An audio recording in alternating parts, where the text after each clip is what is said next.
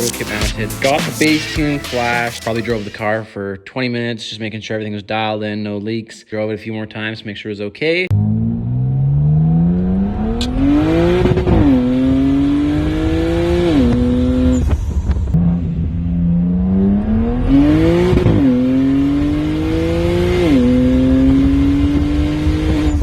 Unfortunately, we've got a really nasty tick that's developed. I'm gonna be looking into it and digging into it. Hopefully, I don't need a new motor. First thing I'm gonna do is I'm gonna crack open the oil filter, cut it open, and just see how much metal we have in there. If we've got a lot of metal, then we know we've got a serious failure. So, went ahead and pulled the oil filter. Thought I'd have to cut it open, but it doesn't take a scientist to figure out that we've got a serious problem here. Looking like she's gonna need a rebuild.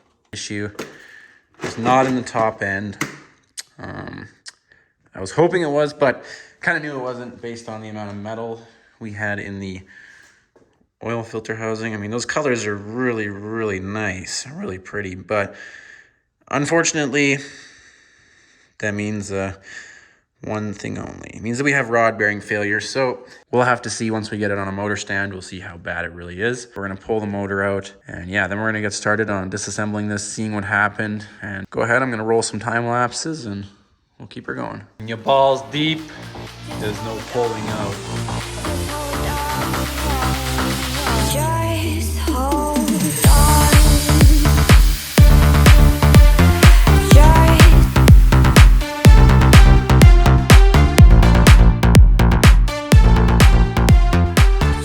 Alright guys, engine's on a stand. We're going to flip this thing over and see how bad it's cooked.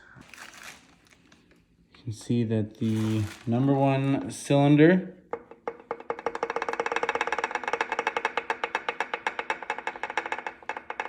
definitely has rod knock. All the other ones look good. I marked the bearing cap. I know that this is the right bearing cap because I've got some red marks on this side. So you can see, and I did one at a time.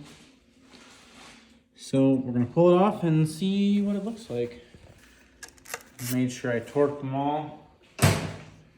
Confident that I torqued them all correctly.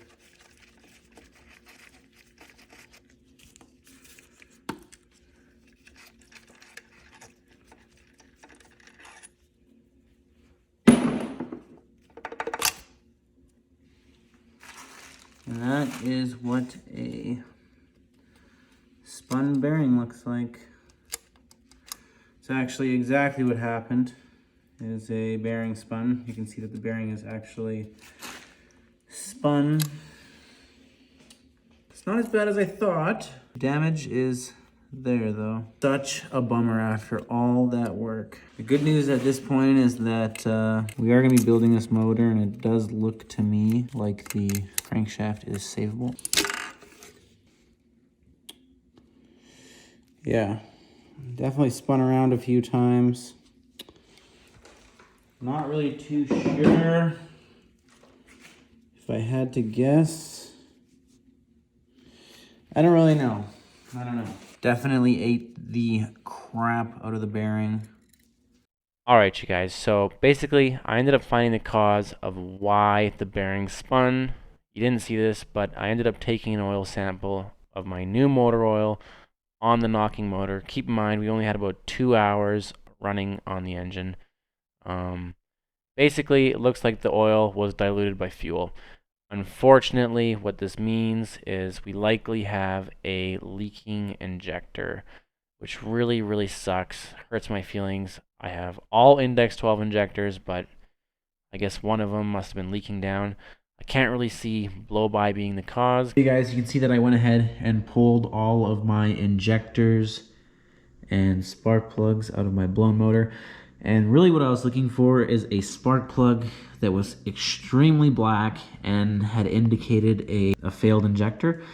And not really seeing that, so kind of disappointed. These are all Index 12 injectors.